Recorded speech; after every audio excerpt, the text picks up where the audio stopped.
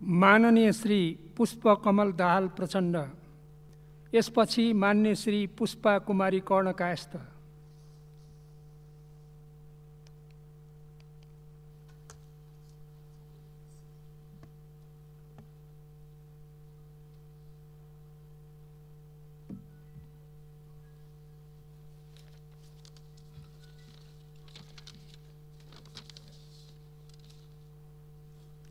सम्मान्य सभामुख महोदय, हामी देशको एउटा विशिष्ट ऐतिहासिक सन्दर्भमा सरकारको नीति कार्यक्रमबारे छलफल गर्दैछौँ। मैले देशको विशिष्ट ऐतिहासिक सन्दर्भ भन्दा यहाँ पूर्ववक्ता थुप्रै मान्य सदस्यहरूले उठाए जस्तै देशको विशिष्ट अर्थतन्त्रको स्थिति जो गम्भीर सङ्कटतिर जाने खतरा छ, देशमा राजनैतिक रूपले पनि देखा पर्ने गरेका परिघटनाहरू जसले हामीले लामो सङ्घर्ष र बलिदानबाट प्राप्त गरेका अधिकारहरू नै खोचिने खतराहरू पनि देखा परे। त्यस अर्थमा पनि विशिष्ट सन्दर्भ छ। कोभिड-19 को कारणले सामाजिक जीवनका, राजनीतिक जीवनका र आर्थिक जीवनमा जे जस्तो असर पर्यो त्यो असरलाई न्यूनीकरण गर्ने एउटा विशिष्ट सन्दर्भ पनि छ। र अर्को, हामीले संविधान सभाबाट सङ्घीय लोकतान्त्रिक गणतन्त्रको संविधान बनाएपछिको दोस्रो निर्वाचन प्रक्रियामा हामी सामेल छौँ। यस अर्थमा पनि हामी विशिष्ट सन्दर्भमै छौँ र सरकारको यो नीति कार्यक्रम पनि यही विशिष्टताको बीचमा नै यहाँ प्रस्तुत भएको छ।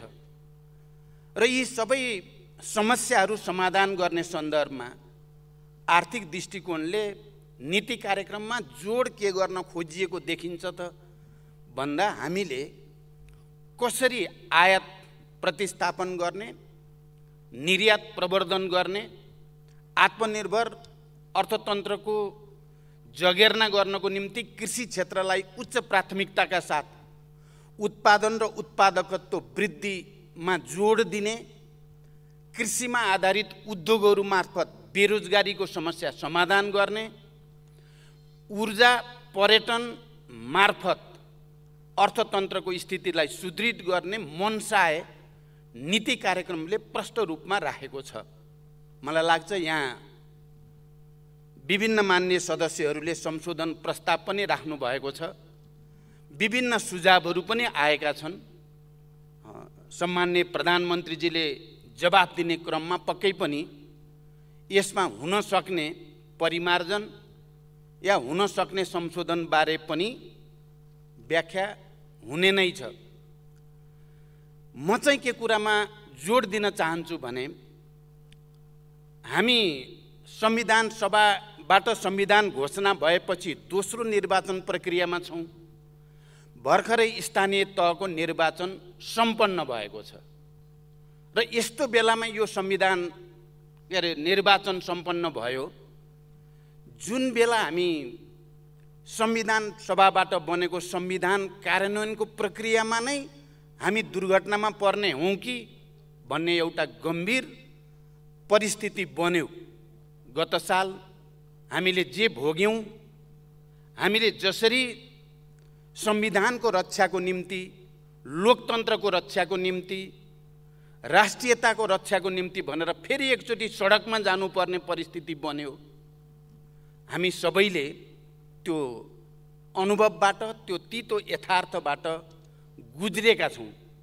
मलाई के लाग्छ भने आजको दिनमा हामी जस्तो परिस्थितिमा सरकारको बारेमा, नीति कार्यक्रमको बारेमा, बजेटको बारेमा छलफल गर्दैछौँ र देश धेरै तरिकाले अप्ठ्यारोमा छ, सङ्कटमा छ, सङ्कटतिर जाँदैछ भनेर हामीले भनिरहेका छौँ।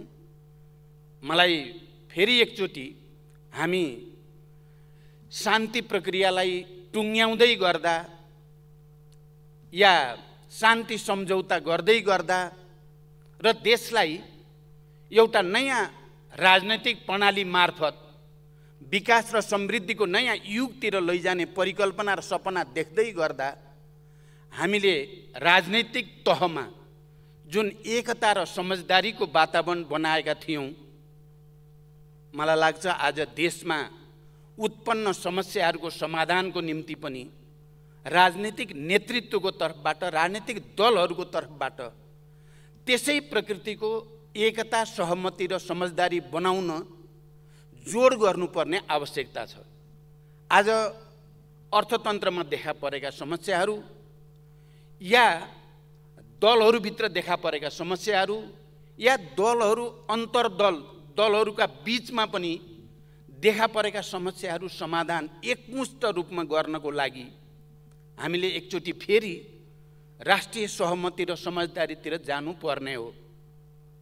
आवश्यकता आज त्यस्तो छ। हामीले कसैले एकले अर्कालाई दोषारोपण मात्रै गरेर समस्याको समाधान हुने स्थिति छैन। जसरी हिजो गम्भीर प्रकृतिका समस्याहरू पनि हामीले संवाद, सहकार्य र एकताको माध्यमबाट समाधान गर्दै अगाडि बढेका थियौँ, आज पनि देशलाई फेरि एकचोटि राजनैतिक समझदारी, सहमतिको आवश्यकता छ।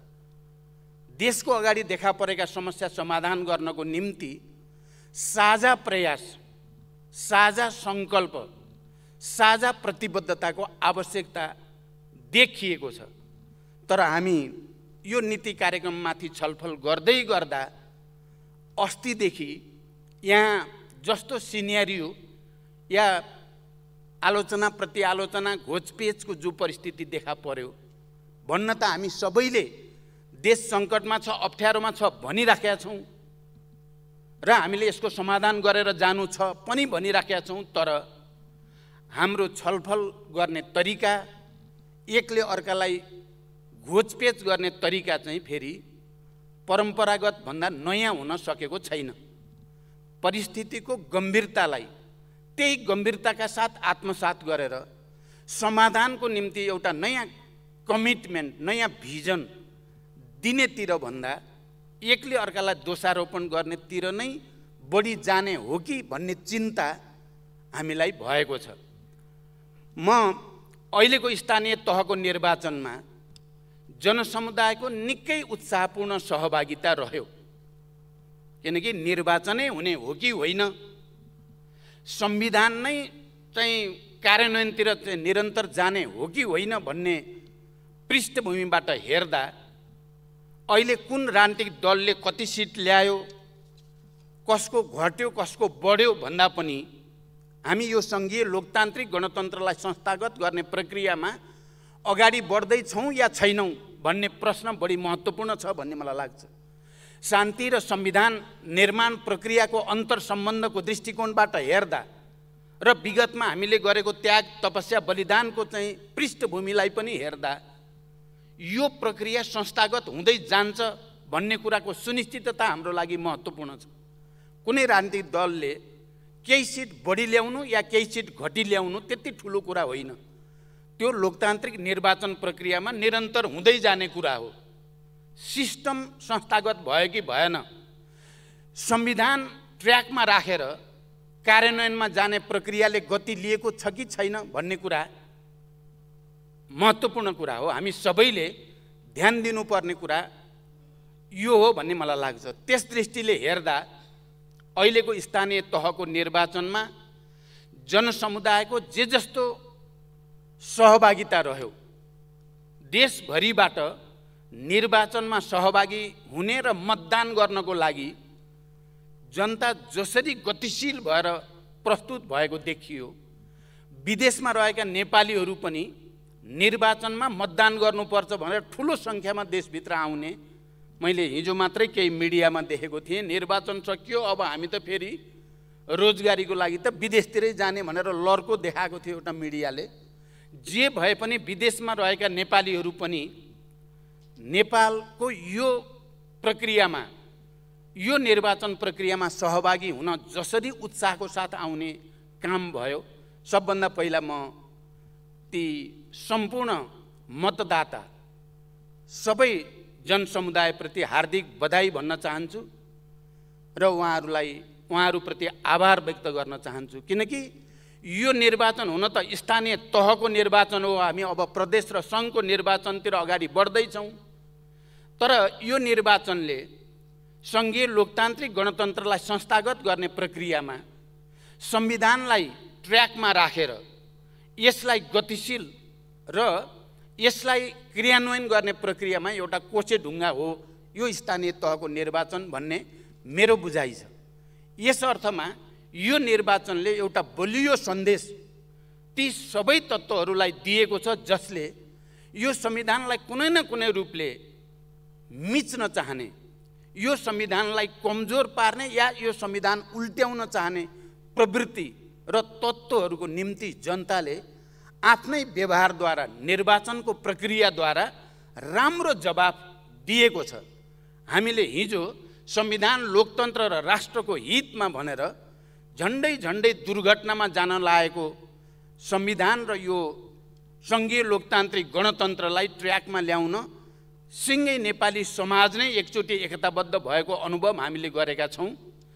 अहिले निर्वाचन प्रक्रिया मार्फत नेपाली जनताले लामो सङ्घर्ष र बलिदानपछि प्राप्त भएको यो संविधानलाई क्रियान्वयन गर्नको लागि, यसलाई व्यवहारमा उतार्नको लागि जुन किसिमको तत्परता, जुन उत्साह, जुन गम्भीरता प्रदर्शन गर्यो, यसले अब यो परिवर्तन जो हामीले झन्डै 70 वर्ष लामो सङ्घर्ष, ती सशस्त्र पनि शान्तिपूर्ण पनि सबै खालका सङ्घर्षहरूबाट प्राप्त भएको छ, यो अब दीर्घकालसम्म अगाडि जान्छ। यसलाई जनताले यसको रक्षा गर्छ, जनताले यसलाई संरक्षण गर्छ र कार्यान्वयनको प्रक्रियामा अगाडि लान्छ भन्ने कुरा पनि स्थानीय तहको निर्वाचन मार्फत राम्रोसँग प्रमाणित भएको छ। यस अर्थमा ती सबै राजनीतिक दलहरू पनि, सबै नागरिक समाज र सबै सङ्घ संस्थाहरू जसले यो निर्वाचनलाई सफल पार्नको लागि भूमिका खेले, ती सबै पनि धन्यवादको पात्र छन्।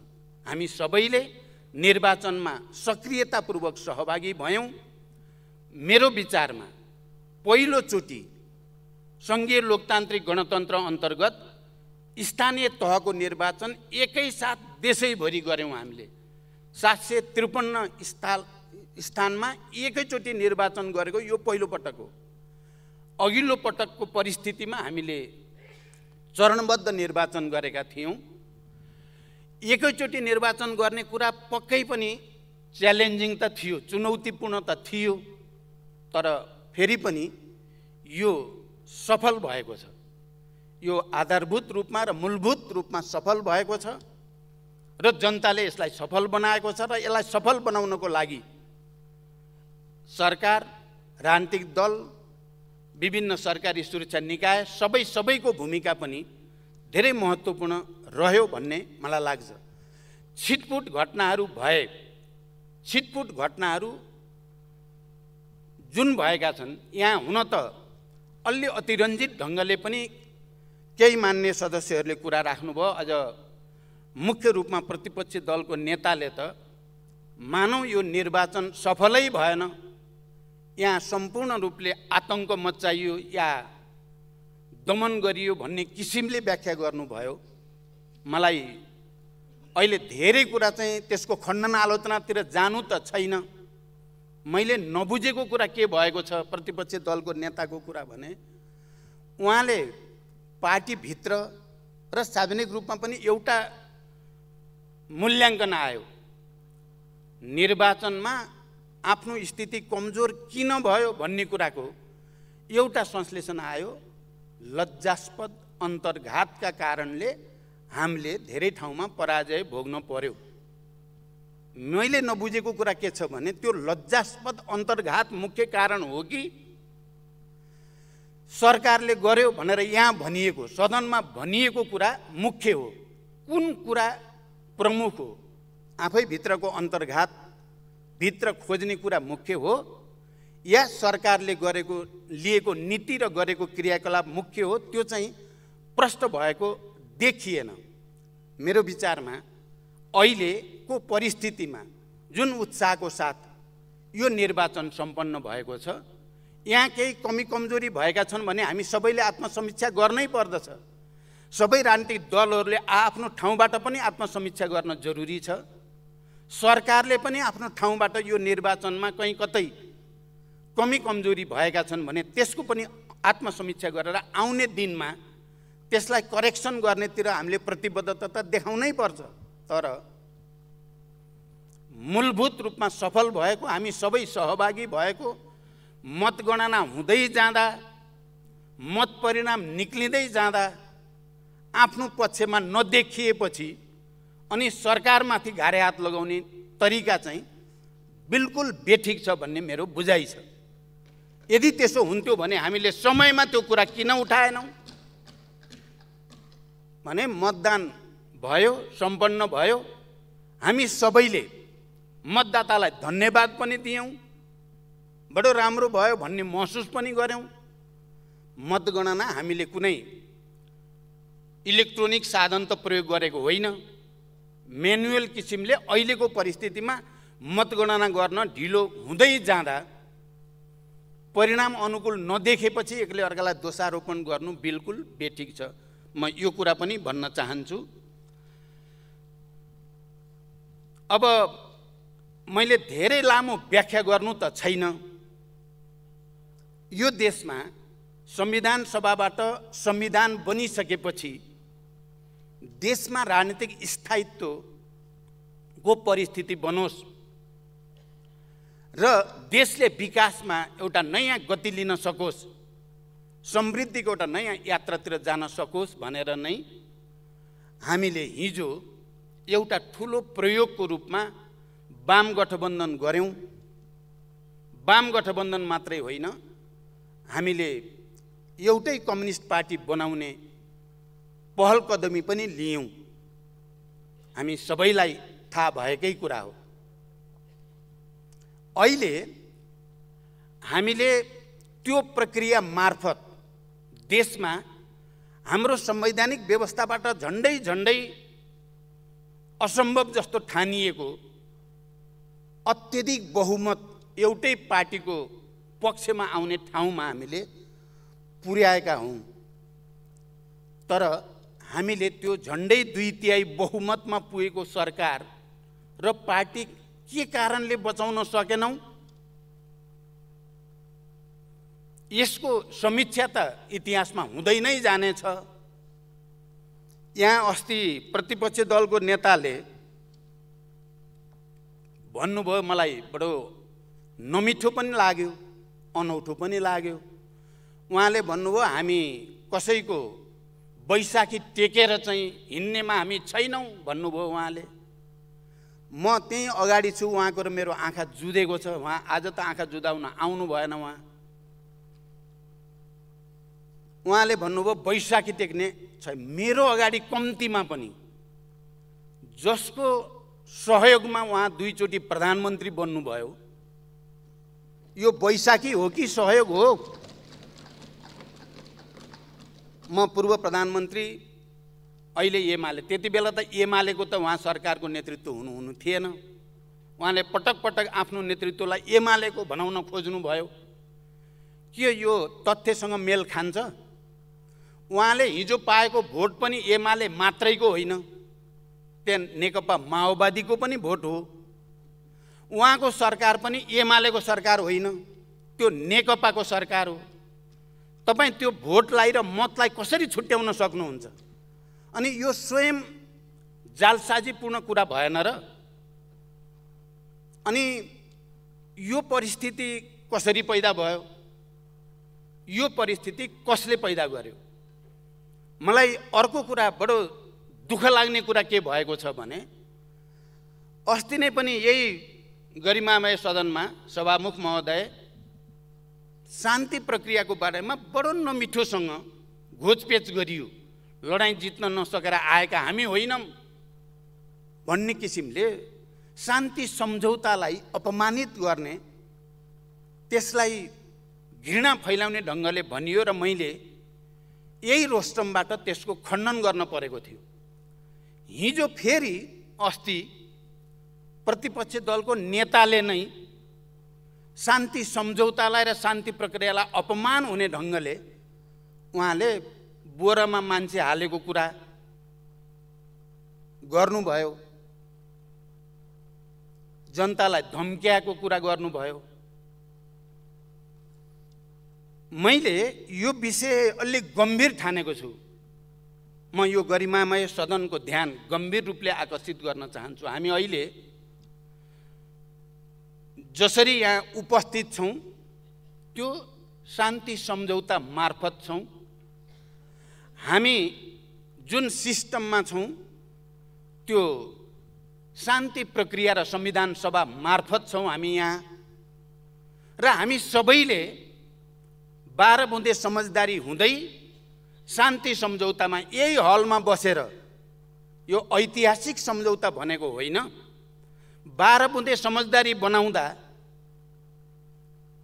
तात्कालीन नेकपा माओवादीसँग कुराकानी गरेर संविधान सभा र शान्ति सम्झौताको कुरा गर्ने र शान्ति प्रक्रियालाई सकारात्मक ढङ्गले टुङ्ग्याएर सङ्घीय लोकतान्त्रिक गणतन्त्रसम्म जाने कुरा गर्ने साथीहरूले आज आएर हिजोका कुरा, जबकि हामी एउटा संविधानमा सर्वसम्मत ढङ्गले आइसकेका छौँ, हामी एउटा प्रक्रिया र प्रणालीमा केन्द्रित भएर अगाडि जान खोजिरहेका छौँ, फेरि त्यो कुरा किन उठाइएको छ? मैले यदि शान्ति सम्झौतालाई अपमानित गर्ने, यो सङ्घीय लोकतान्त्रिक गणतन्त्रलाई अपमानित गर्ने प्रवृत्तिका साथीहरूलाई तपाईहरू टाउको काट्ने मान्छे होइन, तपाईहरू हत्याराको रूपमा जेल बसेको होइन भने के हुन्छ? त्यो भन्नु जायज हुन्छ? मलाई लाग्छ त्यो भन्नु बिल्कुल जायज हुँदैन।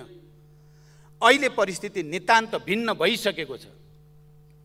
हामीले ती कुरालाई पटक पटक एकले अर्कालाई अपमानित गर्ने ढङ्गले, एकले अर्कालाई निषेध गर्ने ढङ्गले लियौँ भने हामी यो सिस्टम र यो सिस्टम मार्फत नेपाली जनतालाई हामीले जे दिन खोजेका छौँ त्यो दिन सकिने छैन।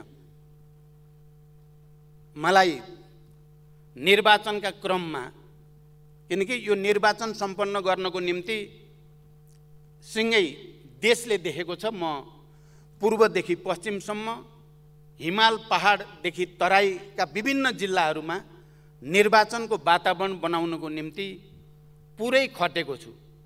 यहाँहरूलाई यो पनि स्मरण होला, 70 को निर्वाचन जति बेला हामी नराम्रोसँग कमजोर भएका थियौँ, पार्टी विभाजन भएको थियो, तर लोकतान्त्रिक निर्वाचनको वातावरण बनाउनको निम्ति देशव्यापी अभियानमा हामी हिँडेका थियौँ र त्यसले निर्वाचनको माहौल बन्यो। किनकि निर्वाचनको वातावरण बनाउने कुरा, चाहे संविधान सभाबाट संविधान बनाउने कुरामा होस्, चाहे संविधान कार्यान्वयनको एउटा सकारात्मक वातावरण बनाउने कुरामा होस्, त्यो बढी महत्त्वपूर्ण थियो भन्ने मलाई लाग्छ। र मलाई यो बीचमा खास गरी भरतपुर चितवनको सन्दर्भमा मैले मतदातालाई धम्क्यायो र धम्क्याएर चाहिँ मत लिने कोसिस गर्यो भनेर यहाँ प्रतिपक्षी दलको नेताले बडो चाहिँ व्याख्यासहित भन्नुभयो। म अरू कुरा त भन्न चाहन्न, मैले खालि के चाहिँ भनेको र म दोहोऱ्याएर भन्न चाहन्छु भने हामी नेकपामै थियौँ, हामी नेकपाको नेतृत्वमा नै देश समृद्धिको यात्रामा अगाडि बढोस् भन्ने चाहन्थ्यौँ हामी, र नेकपा अत्यधिक राम्रो बहुमतमा पनि थियो। त्यसको रक्षाको निम्ति आफ्नो भागको त्याग हामीले गरेका पनि थियौँ, तर पार्टीभित्र र सरकारको तर्फबाट गरिएका जनविरोधी कामहरूको आलोचना जब पार्टीभित्र हुन थाल्यो, अहिले त यो नीति कार्यक्रम गठबन्धन सरकारको नीति कार्यक्रमको रूपमा यहाँ प्रस्तुत छ, त्यति बेला नेकपाको एक्लै पार्टीको नीति कार्यक्रम र बजेट प्रस्तुत हुँदा त्यो बजेट हामीले निर्वाचनको बेलामा घोषणापत्रमा जे कुरा भनेको त्यसको ठिक उल्टो आयो भनेर नेकपाकै सांसदले बोल्नुपर्ने स्थिति हिजो बनेको होइन। कसको कारणले त्यस्तो भयो? हामीले जनताको अगाडि घोषणापत्रमा जे भन्यौं, नीति कार्यक्रम ल्याउँदा सरकारको तर्फबाट न कहीँ छलफल न कहीँ बहसको परिस्थितिबाट हामी गुज्रेको होइन। अनि बजेट आउँदा यो बजेट जनताको पक्षमा छैन भनेर यहाँ हामी नेकपाका त्यति बेलाका माननीय सदस्यहरूले निकै चर्को आलोचना गर्दा प्रतिपक्षमा रहेको नेपाली कांग्रेसले भनेको म अहिले पनि सम्झिराखेको छु। यो त बडो विचित्र भयो, सत्ता पक्ष पनि नेकपै भयो, प्रतिपक्ष पनि नेकपै भयो। हामीले भन्नुपर्ने कुरा जति सबै नेकपाकै माननीय सदस्यले भन्ने परिस्थिति बन्यो भनेको म अहिले पनि हिजो जस्तै सम्झिराखेकै छु। हामीले के गर्यौं? हामीले घोषणापत्र अनुसार काम गर्यौं। हामीले राष्ट्र र जनताको आवश्यकता अनुसार सम्बोधन गर्ने काम गर्यौं। जब त्यसबारे पार्टीभित्र बहस भयो, विवाद भयो र पार्टीभित्र अत्यधिक बहुमत सदस्यद्वारा त्यसको आलोचना हुन थाल्यो, विरोध हुन थाल्यो, अनि सदन विघटन गरिएको होइन। के त्यसरी सदन विघटन गर्ने अधिकार संविधानले दिएको छ? कुनै पनि लोकतान्त्रिक प्रणालीमा पार्टीभित्र भएको विवादको विषयलाई लिएर एउटा सार्वभौम संसदलाई विघटन गर्ने, अपराध गर्ने छुट कसैलाई दिन्छ लोकतन्त्रभित्र? त्यो काम नेपालमा भएको होइन। त्यो मैले अहिले विश्लेषण गरेर भनेको पनि होइन। त्यो स्वयं प्रतिपक्ष, अहिलेको प्रतिपक्षी दलको नेताले सार्वजनिक रूपमा भन्नुभएको छ। किन विघटन गरियो भन्दा मलाई पार्टीभित्र काम गर्न दिइएन। पार्टीभित्रको समस्या समाधान गर्ने पार्टीको विधि छ, पद्धति छ, त्यसलाई छोडेर अनि जनताद्वारा निर्वाचित संविधानले दिँदै नदिएको अधिकार प्रयोग गरेर पटक पटक विघटन गर्दा देश सङ्कटमा गएको होइन। मैले त सोचेको थिएँ अब धेरै भयो, पार्टीभित्र विवादको कारणले पटक पटक संसद विघटन भयो, देश नै राजनीतिक दुर्घटनामा जाने हो कि भन्ने खतरा पैदा भयो। त्यसका विरुद्ध जनतालाई अपिल गरियो। त्यही प्रक्रियामा हाम्रो पार्टी अदालतबाट फेरि दुईटा भयो। दुईटा भइसकेपछि पनि फेरि संसद विघटन भयो र त्यो विघटनका विरुद्ध फेरि सङ्घर्ष गर्नुपर्ने आवश्यकता भयो। र त्यही राष्ट्रिय राजनीतिक दुर्घटनाबाट संविधानलाई, देशलाई बचाउने सन्दर्भमा यो गठबन्धनको जन्म भयो। यदि तत्कालीन नेकपा भित्र चलेको बहसलाई विधिसम्मत तरिकाले चलाइएको भए पार्टी विभाजन हुनुपर्ने स्थिति पनि थिएन, संसद विघटन गर्नुपर्ने स्थिति पनि थिएन। बडो गलत तरिकाले विघटन गर्ने र पार्टीभित्रको लडाईँको चाहिँ सबै दुःख जनतालाई दिने, संविधानलाई दिने भएपछि यो जन्मियो। मैले चितवनको एउटा सभामा बोल्दा भनेको यति नै हो, किनकि राष्ट्रिय राजनीतिक दुर्घटनामा जान लाग्यो। त्यो दुर्घटनाबाट संविधान बचाउनको लागि, राष्ट्र बचाउनको लागि र लोकतन्त्र बचाउनको लागि हामीले गठबन्धन गरेको हो। यदि यो गठबन्धन हुँदैन थियो भने देश दुर्घटनामा पर्ने खतरा थियो। अहिले पनि यो गठबन्धन टुट्यो, यो गठबन्धन कमजोर भयो भने देश दुर्घटनामा जाने खतरा अहिले पनि छ। किनभने यो संविधान विरोधीसँग हाम्रो अहिले प्रतिपक्षी दलको नेताले एमाले भन्ने गर्नुहुन्छ। म चाहिँ के भन्छु भने यहाँ दुईटा गठबन्धन छन्, दुईटा विचार छन्, दुईटा प्रवृत्ति छन्। उहाँ पनि गठबन्धनमै हुनुहुन्छ। उहाँले दुईटै राप्रपासँग गठबन्धन गर्नुभएकै छ, उहाँले अर्को चाहिँसँग पनि गठबन्धन गर्नुभएकै छ। कहिलेकाहीँ त हामी 5 दलीय गठबन्धन, उहाँ चाहिँ 9 दलीय गठबन्धन भनेर पनि आउने गरेकै हो। गठबन्धन त गठबन्धनै छन्। तर कुन गठबन्धन अगाडि जाने उद्देश्यका साथ छ, संविधान, लोकतन्त्र, गणतन्त्र, संघीयताको रक्षाको निम्ति छ, कसले त्यसलाई कमजोर पार्ने उद्देश्यद्वारा प्रेरित छ, सवाल त्यहाँनिर हो। यी दुईटा गठबन्धन त बने। मैले भने यो गठबन्धन कमजोर भयो भने फेरि पनि अहिले त यो राम्रो कुरा भयो, सदन अवरोध हट्यो, हामीले मजाले छलफल गर्न पायौँ नीति कार्यक्रममाथि, बजेटमाथि। यसको लागि त म प्रतिपक्षलाई धन्यवाद नै भन्न चाहन्छु। तर अस्तिसम्म यो सदनलाई अवरोध गरिरहेको परिस्थितिमा र गठबन्धनको जस्तो ढाँचा काँचा तपाईँहरूले बनाउनु भयो प्रतिपक्षको तर्फबाट, त्यो ढाँचा काँचा हेर्दा हामीले यो भन्नै पर्थ्यो जनतालाई, यदि यो हाम्रो गठबन्धन कमजोर भयो भने देश फेरि पनि दुर्घटनामा जान सक्छ। त्यही गठबन्धनलाई बलियो बनाउन अपिल गर्ने कुरा र जनतालाई त्यसको निम्ति सावधानी गराउने कुरा कहीँ धम्की हुन्छ र? जनतालाई सतर्क गराउन र जनतालाई अपिल गर्ने कुरा त्यो कसरी त्यस्तो हुन सक्छ? र मलाई अर्को अनौठो के लागेको छ भने उहाँले प्रतिपक्षी दलको नेताको हैसियतले भन्नुभयो चितवनको जनताले त्यही धम्क्याएको भएर नै भोट धेरै दिएको जस्तो कुरा गर्नुभयो उहाँले। मतदाताप्रति योभन्दा ठुलो अपमान के हुन्छ? के जनता धम्क्याएको भरमा भोट दिने हो? मलाई त यो अभिव्यक्तिले चितवनको जनताको अपमान भएको, त्यहाँका मतदाताको र देशैभरिका मतदाताको पनि अपमान भएको मैले ठानेको छु। यो त तथ्य नै हो।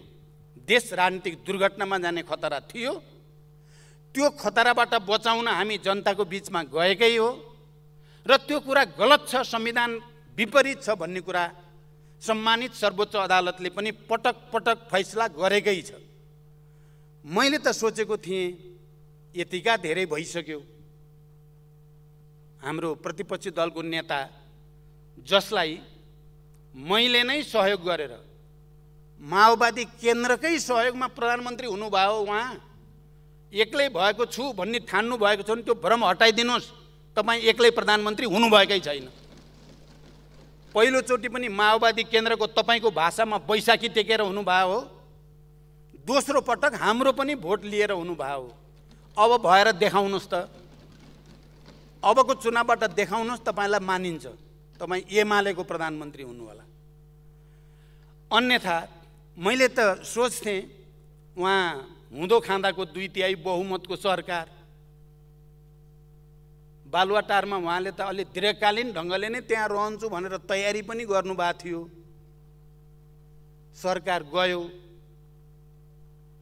बालकोट जान पर्यो, फेरि असमयमै आफ्नै सरकार ढलाएर आफ्नै पार्टी फुटाएर, त्यसो भएपछि त अलिकति रियलाइजेसन होला नि भन्ने लाग्थ्यो। भएभरका 7 प्रदेशका सरकार पनि गुमे, त्यसपछि त अलिकति त आयो होला भन्ने लाग्थ्यो मलाई। अलिकति त अब यसरी त हुँदो रहेनछ, गल्ती त आफ्नो नि भयो भन्नेतिर आफूतिर फर्किनुहुन्छ होला भन्ने लागेको थियो। राष्ट्रिय सभाको चुनाव भयो, राष्ट्रिय सभाको चुनावमा उहाँहरूले जे देख्नु भोग्नु भयो त्यसबाट पनि केही न केही त आयो होला भन्ने लाग्थ्यो मलाई। बार एसोसिएसनको चुनाव भयो, त्यसबाट पनि केही न केही त आयो होला भन्ने लाग्थ्यो।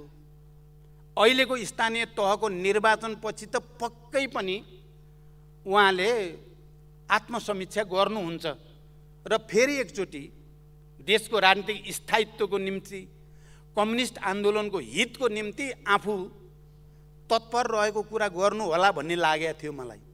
त्यसो भएर म बडो ध्यानपूर्वक, उहाँले 3 घन्टा बोल्नुभयो, 3 घन्टा बसेँ म यहाँ।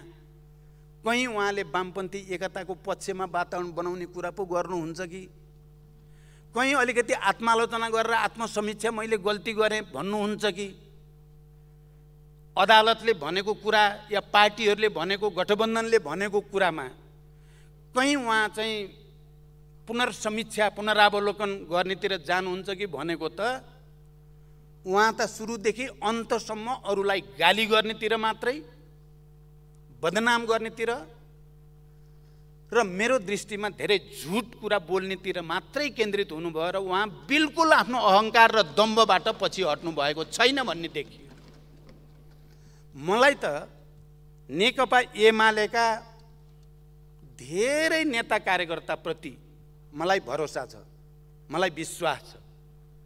अहिले पनि यो प्रवृत्ति जसमा यति धेरै अहङ्कार, यति धेरै दम्भ र यति धेरै निषेधात्मक प्रवृत्ति नहुने हो भने अरू सबै नेकपा एमालेका नेता कार्यकर्तासँग मिलेर काम गर्न म कठिन हुने देख्दिनँ। तर यो प्रवृत्ति यति हुँदा पनि अझै उहाँले जसरी घोचपेच गर्नुभयो, जस्ता सस्ता शब्द बाण प्रहार गर्ने कोसिस गर्नुभयो, यसले म निकै चिन्तित भएको छु। र सबै कम्युनिस्ट आन्दोलनका सबै नेता कार्यकर्ताहरू, वामपन्थी समर्थक, सम्पूर्ण जनताले गहिरो गर्ने विचार गर्नुपर्ने विषय होइन र यो आज यो परिस्थिति कसरी, कसले बनायो, यसको लागि जिम्मेवार को, जिम्मेवारी लिनुपर्ने आवश्यकता हुँदैन। नेकपामा अध्यक्ष, सरकारको प्रधानमन्त्री दुईटै अझ पार्टीभित्र अलिकति विवाद भएपछि र उहाँलाई आफैले गरेका सहमति समझदारी पनि कार्यान्वयन गर्न अरुचि देखिएपछि मैले प्रधानमन्त्री 5 वर्ष तपाईँ नै खानुहोस्, मलाई पार्टी मात्रै चलाउन दिए हुन्छ भनेको र एउटा केन्द्रीय समितिको बैठक मैले सञ्चालन गर्दा सिङ्गो केन्द्रीय समिति एक ढङ्गले अब पार्टी बन्ने भयो भन्ने विश्वासतिर पुगेको होइन। मैले यो कुरालाई स्मरण गर्दा यसको नैतिक जिम्मेवारी, राजनैतिक जिम्मेवारी कसले लिने, त्यति ठुलो प्रयोगलाई असफल कसका कारणले भयो, के कारणले भयो, मलाई यो पनि आज केही सङ्केत गर्न मन लागेको छ। मलाई लाग्छ नेकपा हुँदाखेरिका सबै नेता कार्यकर्ताहरूले त्यति बेलाको हाम्रो राजनीतिक प्रतिवेदन अध्ययन गर्नुभएको छ, जुन केन्द्रीय समितिले पारित गरेको छ। त्यसमा बकाइदा नेपालमा देशका सबै उत्पीडित वर्ग, जाति, क्षेत्र, लिङ्ग, समुदायमा जागरण ल्याउने कुरामा माओवादी जनयुद्धको महत्त्वपूर्ण योगदान रह्यो भन्ने कुरा लेखिएको छ र सङ्घीय लोकतान्त्रिक गणतन्त्र स्थापना गर्न, संविधान सभाको निर्वाचन गर्न माओवादी आन्दोलन र प्रचण्डको नेतृत्वदायी भूमिका छ भनेर लेखिएको छ र त्यसमा तात्कालीन अध्यक्ष केपी ओलीको र मेरो सिग्नेचर छ। अनि अहिले आएर त्यत्रो कुरामा हस्ताक्षर गर्ने आफैले त्यसलाई उल्ट्याउने र अझ उल्टो आफू पानीमाथिको ओबानो हुन मिल्छ? जिम्मेवारी लिन पर्छ या पर्दैन? म के आशाको साथ उहाँको लामो मन्तव्य सुन्न आएको थिएँ भने आज त उहाँले पक्कै आत्मसमीक्षाको स्पिरिटमा आउनुहुनेछ, किनकि केही दिन अगाडि मात्रै पार्टीको निर्वाचनमा आफूले सोचेको जस्तो नहुनुको कारण चाहिँ लज्जास्पद अन्तर्घात आफै भित्रलाई प्रमुख बनाएर भन्नु पनि भएको थियो होला। यदि अन्तर्घात नै भयो भने पनि अन्तर्घात किन भयो त्यसको पनि सायद खोजीको विषय त हुन्छ नै होला। तर त्यस्तो भएन। यहाँ आउँदा उहाँले त पहिला निर्वाचन प्रक्रियामा खास गरी माओवादी केन्द्रलाई र नेकपा एकीकृत समाजवादीलाई, मलाई र माधव कुमार नेपाललाई सबभन्दा बढी प्रहार गर्नुहुन्थ्यो उहाँले। र माओवादी केन्द्रलाई चाहिँ अब भेटिँदैन, माओवादी केन्द्र अब यो वैशाख 30 गतेको निर्वाचनपछि माओवादी केन्द्र भेटिँदैन, गुगलमा मात्रै देखिन्छ उहाँले भनेको। माओवादी केन्द्र त अब गुगलमा मात्रै देखिने रे, उहाँ सर्वत्र छाउने रे, 60% भोट ल्याउने रे। अभिव्यक्ति त उहाँले यसरी दिनुभएको थियो, तर म उहाँको अगाडि बसेर कुरा गर्न चाहेको थिएँ।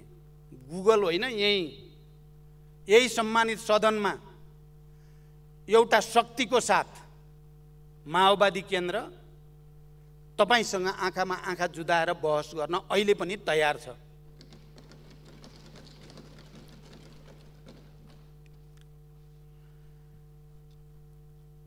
उहाँको अभिव्यक्तिमा अरू धेरै नभनिकन हेर्दा यति धेरै विरोधाभास देखियो। उहाँले एकातिर यो नीति कार्यक्रम कामै छैन, लाज मर्दो केही पनि छैन भनेर भित्तामै पुर्याएर नै भन्नुभयो, केही पनि छैन, लाजै मर्दो छ। अर्कोतिर भन्नुभयो एमालेको फोटोकपी, उही नीति कार्यक्रम साटिएछ। कुन चाहिँ कुरो सही हो? तपाईकै फोटोकपी हो भने त धन्यवाद दिनु पर्यो यो सरकारलाई। तपाईकै नीति कार्यक्रम चाहिँ पेस्ट गरेर ल्याएको रहेछ भने त राम्रै कुरा भयो। होइन केही पनि छैन भनेपछि त तपाईले त्यसको जति पनि खण्डन आलोचना गर्ने सुविधा पाउनुभयो, त्यसले तपाईलाई राजनीतिक हित नै होला। यस्ता विरोधाभासहरू अत्यन्त धेरै देखा परे। त्यसकारण म फेरि पनि सबै मान्य सदस्यहरूलाई, सभामुख महोदय, देश अहिले आर्थिक, राजनीतिक, सामाजिक, सांस्कृतिक जस्तो परिवेशमा छ, हामीले फेरि एकचोटि एउटा अठोट गर्ने समय आउँदैछ। हामीले जनताको आवश्यकता परिपूर्ति गर्न, राष्ट्रको आवश्यकतालाई सम्बोधन गर्न, अर्थतन्त्रलाई मा देखा परेका समस्याहरूलाई समाधान गर्न, महँगी वृद्धि जे जति कारणले भएको छ त्यसको समाधान गर्न हामीले साझा धारणाको विकास गर्नुपर्ने र साझा रूपमा अगाडि बढ्नुपर्ने आवश्यकता छ। म सबै मान्य सदस्यहरूलाई यतापट्टि ध्यान दिन म विशेष रूपले अपिल गर्न चाहन्छु। सभामुख महोदय, यो पटकको निर्वाचनमा देखिएका केही विशिष्ट प्रवृत्ति, चरित्र, पात्रहरू पनि देखा परे। अहिले सबैतिर चर्चा छ, स्वतन्त्र उम्मेदवारहरू विजयी भए, पार्टीका उम्मेदवारहरू चाहिँ विजयी हुन सकेनन् कैयौँ ठाउँमा भन्ने कुरा आएको छ। तर मेरो ध्यान कहाँ छ भने यो स्वतन्त्र भनेर सबै स्वतन्त्र भएको म देख्दिनँ। बडो विशिष्ट ढङ्गले दुईटा पात्र, काठमाडौँको मेयरमा र धरानको मेयरका दुईटा पात्र जो विजयी हुनुभयो, उहाँहरू साँचो अर्थमा स्वतन्त्रका रूपमा आउनुभयो र कोही पार्टी उहाँहरूको पछाडि, पार्टीका नेता कार्यकर्ता उहाँहरूको पछाडि लागेर हिँडेको देखिएन। बाँकी मैले हेर्दा उहाँहरू स्वतन्त्र भनिए पनि स्वतन्त्र होइन, पार्टी नै हो। जनकपुरको तपाईँ हामीले हेऱ्यौँ, मेयर जसले जित्नुभयो, नेपाली कङ्ग्रेसकै सबै वरिष्ठ नेताहरूदेखि कार्यकर्ताहरू सबै विजय र्यालीमा हिँड्नु भएको छ, कसरी स्वतन्त्र? या धनगढीकै कुरा गरौँ, कसरी स्वतन्त्र? पार्टीकै मान्छे लागिराखेकै छन्। तर काठमाडौँको मेयर र धरानको मेयरका उम्मेदवार चाहिँ अलि विशिष्ट ढङ्गले प्रस्तुत हुनुभयो। यसलाई विभिन्न रूपले हेरिएको छ। एक थरीहरूको भनाइ छ कि यो राजनीतिक दलहरूका निम्ति राम्रै झापड हो, थप्पड हो भनेर चाहिँ आइराखेको छ केही बुद्धिजीवीहरूका टिप्पणीहरू। राजनीतिक दलहरूलाई चुनौती हो भनेर पनि आइराखेकै छ। म चाहिँ के ठान्छु भने अहिलेको स्थानीय तहको निर्वाचनमा काठमाडौँ र धरानमा जुन विचार प्रवृत्ति सहित, जुन सङ्कल्प सहित दुईजना युवाहरू चाहिँ जनताको बिचमा प्रस्तुत हुनुभयो, त्यो चाहिँ विशिष्ट छ र त्यसलाई विशिष्ट मान्नुपर्छ। अरू त्यसमा स्वतन्त्र सबै थप्न जरुरी छैन। र मेरो विचारमा सङ्घीय लोकतान्त्रिक गणतन्त्रको फुलबारीभित्र काठमाडौँ र धरानमा फेरि दुईटा नयाँ फुलहरू फक्रिएको जस्तो ठान्छु म चाहिँ। फुलबारी सङ्घीय लोकतान्त्रिक गणतन्त्रकै हो। यही संविधानकै फुलबारीभित्र यस अर्थमा उहाँहरूले यदि राजनीतिक दलहरूले आफ्ना नीतिहरूमा पुनर्विचार गर्नुपर्ने, नीतिहरूलाई सच्याउनु पर्ने, त्यसको निम्ति सोच्नुपर्ने, राजनीतिक दलहरूले आत्मसमीक्षा गर्नेतिर ध्यान दिनुपर्ने, उम्मेदवार छनौट गर्दा त्रुटि भएको छ भने त्यसमा ध्यान दिनुपर्ने पक्कै बनाएको छ काठमाडौँको मेयर र धरानको मेयरले।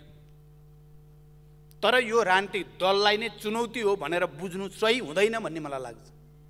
यो राजनीतिक दललाई सावधानी गराउने काम पक्कै भएको छ। हामी राजनीतिक दलहरू एक्लै पूर्ण छौँ भनेर सोच्ने ट्रेनतिर अगाडि बढेको थियो भने यसलाई पक्कै पनि काठमाडौँ र धरानले, त्यहाँको जनताले समग्रमा प्रश्न खडा गरेकै हो। तर यो हामीलाई सचेत हुनको निम्ति, हामीलाई आफ्ना कमी कमजोरी सच्याउनको निम्ति एउटा अवसर पनि हो र एउटा चुनौती पनि हो। त्यो रूपमा लिँदा मैले दुवै मेयरलाई मैले पहिला पनि बोलेको छु, उहाँहरूलाई बधाई भनेको छु, धन्यवाद भनेको छु। तपाईहरू यही सङ्घीय लोकतान्त्रिक गणतन्त्र अन्तर्गत, यही सङ्घीय लोकतान्त्रिक गणतन्त्रात्मक संविधान अन्तर्गत तपाईहरूले जनताका भावनाहरूलाई, जनताका आवश्यकताहरूलाई सम्बोधन गर्ने र राजनीतिक दलहरूसँग समदूरीको सम्बन्धसहित सबैको सहयोग जुटाउन सक्नुहोस्, मेरो शुभकामना छ। र हामी सबैको निम्ति पनि यसलाई एउटा नयाँ अवसरको रूपमा आफ्नो रूपान्तरणको निम्ति, आफ्नो आत्मसमीक्षाको निम्ति एउटा अवसर उहाँहरूले प्रदान गरेको रूपमा लिनु आवश्यक छ। पक्कै पनि यो पनि हो, पात्रहरू इतिहासमा कुनै खास कालखण्डमा यसरी देखा पर्ने गर्छन् र ती पात्रहरूले जनताको अगाडि निर्वाचनको बेलामा गरेका प्रतिबद्धता र कमिटमेन्टहरू सहित अडिराख्न सक्ने हुन्छ या हुँदैन। किनकि यस्ता पात्रहरूलाई घेराबन्दी गर्ने विभिन्न शक्ति केन्द्रहरू, विभिन्न विचार प्रवृत्तिहरू, विभिन्न शक्ति केन्द्रहरूले पक्कै पनि कोसिस गर्छन्। अब काठमाडौँको मेयर र धरानको मेयर त्यस खालको घेराबन्दीबाट आफूलाई मुक्त राख्दै साँच्चै जनताको सेवाको निम्ति समर्पित भएर लाग्दा त्यसले राजनीतिक दलहरूलाई पनि रूपान्तरण गर्न, सच्चिन, आत्मसमीक्षा गर्न उत्प्रेरणा नै दिनेछ। त्यही वातावरण बनोस् भन्ने म चाहन्छु। त्यसकारण अब म करिब अन्ततिर जाँदैछु। सम्माननीय सभामुख महोदय, फेरि पनि अहिले देश सहज परिस्थितिमा पक्कै पनि छैन। कोभिडको कारणले त्यसबाट सृजित परिस्थिति, अर्थतन्त्र, अन्तर्राष्ट्रिय राजनीतिमा देखा परेको पोलराइजेसनको नयाँ परिस्थितिका कारण, विभिन्न ठाउँका युद्धहरूका कारण, विभिन्न शक्ति केन्द्रहरूको स्थितिमा आएको फेरबदलको कारण पनि त्यसको असर दुनियाँभरि परेको छ र नेपाल पनि त्यसबाट अछुतो छैन। र यसको सामना एउटा राजनीतिक दल विशेषले या सरकार एक्लैले मात्रै गर्न सक्ने स्थिति पनि छैन। तर मुख्य दायित्व पक्कै पनि सरकारकै हुन्छ। महँगी, साँच्चै महँगीको मारले नेपाली जनताको ढाड सेकिएकै छ। प्रत्येक भान्साबाट विद्रोह हुने हो कि भने जस्तो परिस्थिति बन्दैछ। दिन प्रतिदिन बढेको महँगीका कारण जनता आजित हुने परिस्थिति बनेको छ। यसको सामना हामीले गर्नु छ। मेरो सरकारलाई के सुझाव छ भने पेट्रोलियम पदार्थको मूल्य वृद्धि जसरी भएको छ, हाम्रा छिमेकीहरूले यो मूल्य वृद्धिको मारबाट जनतालाई जोगाउनको लागि पहिला उठाउने भनेको कर छुट दिएर त्यसबाट मूल्य समायोजन गर्ने कोसिस भएको छ। हाम्रो पनि यस अगाडि पेट्रोलियम पदार्थमा जुन कर लगाउने गरिएको छ त्यो कर हटाएर जसरी भए पनि जनतालाई राहत दिने कुरामा सरकारको ध्यान जाओस्, म गम्भीर रूपले भन्न चाहन्छु। मैले सम्माननीय प्रधानमन्त्रीलाई अस्ति मात्रै पनि भनेको छु, कर घटाएर भए पनि मूल्य वृद्धि रोक्न पर्यो।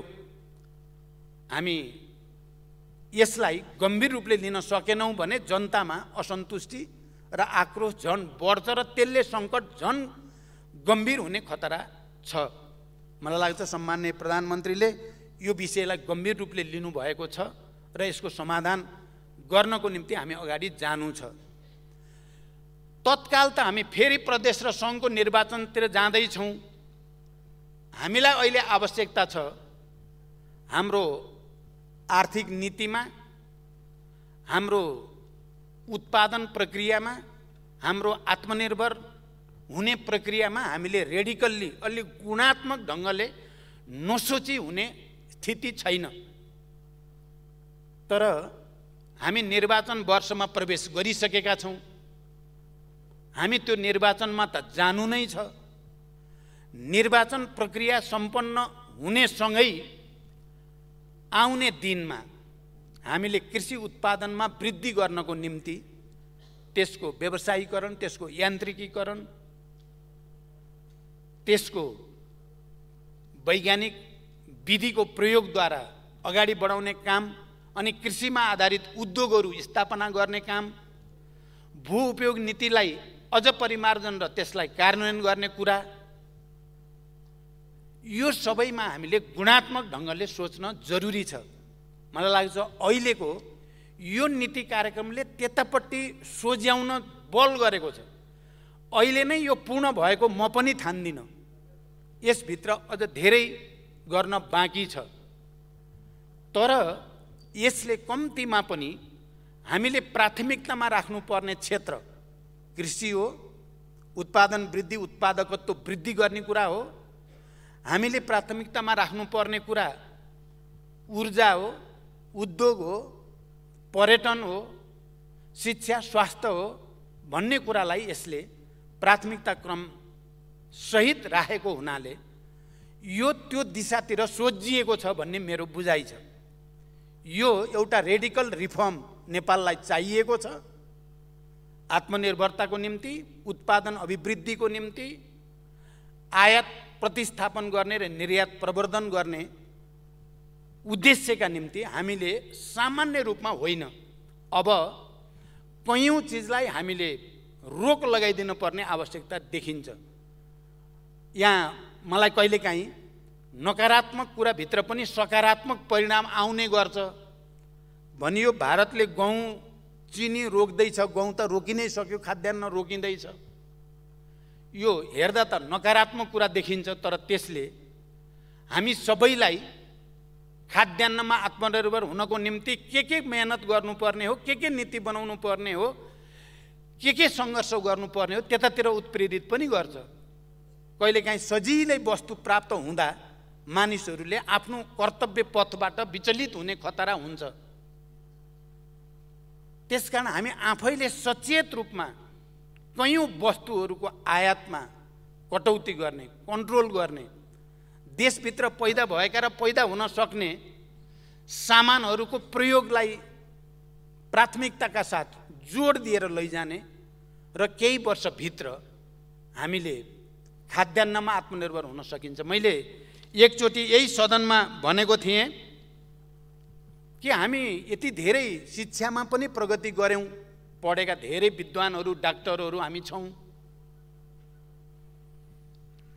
भौतिक पूर्वाधारको क्षेत्रमा पनि हामीले धेरै नै प्रगति गरेका छौं। विज्ञान प्रविधिलाई प्रयोग गर्ने कुरामा पनि हामी धेरै नै अगाडि छौं, आएकै छौं। सबै क्षेत्रमा, सञ्चारको क्षेत्रमा पनि हामी धेरै माथि आइसकेका छौं। तर हाम्रो अर्थतन्त्रको स्थिति किन 50 वर्ष पहिले हामी खाद्यान्नमा आत्मनिर्भर थियौं? बरु खाद्यान्न हामी निर्यात गर्थ्यौं, धान हामी निर्यात गर्थ्यौं, अन्य अन्नबाली निर्यात गर्ने ठाउँमा थियौं। अहिले हामी परनिर्भर कसरी भयौं? खरबौंको आयात गर्नुपर्ने स्थितिमा हामी के कारणले पुग्यौं? एकचोटि गम्भीर समीक्षा गर्न जरुरी छ। मलाई विश्वास छ यो नीति कार्यक्रमले इङ्गित गरेको छ, संकेत गरेको छ हामीले अब उत्पादन वृद्धि र उत्पादकत्व वृद्धिमा आत्मनिर्भरताको निम्ति नयाँ ढङ्गले सोच्नुपर्छ भन्ने संकेत गरेको छ। हामी सबैले साझा दायित्वको रूपमा देशलाई एउटा रेडिकल रिफर्मतिर लैजाने प्रयास गर्यौं भने आउने 5 वर्षपछि हामी साँच्चै नै फेरि यो देशको मुहार फेर्न सकिन्छ। जनतामा एउटा नयाँ खुसियाली दिन सकिन्छ। हामीले यो पनि अनुभव गरेका छौँ। केही समय मात्रै स्थायित्व र सबैको साझा सङ्कल्प भयो भने विकास हुन ढिलो हुँदैन भन्ने कुराको अनुभव पनि हामीले सङ्केत पाइ पनि राखेका छौँ। त्यसकारण हामी सबै त्यता लागौँ र अन्त्यमा जाँदा जाँदै हामी केही ठुला परियोजना मार्फत देशको अर्थतन्त्रलाई अलिक गुणात्मकता दिने कोसिसमा पनि छौँ। त्यस अन्तर्गत ठुला जलविद्युत परियोजनाहरू, रिजर्भर प्रोजेक्टहरू अनि अन्तर्राष्ट्रिय विमानस्थल निजगढमा बनाउने भनेर हामीले कैयौँ वर्षदेखि मेहनत गऱ्यौँ। अरबौँ त्यसमा खर्च पनि भयो। अहिले बडो आकस्मिक जस्तो लाग्ने गरी सर्वोच्चबाट त्यहाँ चाहिँ गर्न हुँदैन भन्ने जो फैसला आयो, यो बडो मलाई अनौठो पनि अलिक दुःखद पनि लागेको छ। किनकि त्यहाँ जङ्गलको जो कुरा गरिएको छ त्यहाँ जङ्गल छैन। म पनि त्यहाँ गएको छु, निरीक्षण गरेको पनि छु। तर अहिले अचानक त्यो एयरपोर्ट बनाउन त्यहाँ उचित छैन भन्ने फैसला यदि सकिन्छ भने मेरो सुझाव के छ भने पर्यावरण अध्ययन गर्ने एउटा टिम बनाएर पर्यावरणको अध्ययन गरिकन यसलाई पुनरावलोकन गर्ने सम्भावनातिर अदालतको ध्यान जाओस् भन्ने सुझाव राख्न चाहन्छु र म मेरो भनाइ टुङ्ग्याउँछु। धन्यवाद। अभिवादन।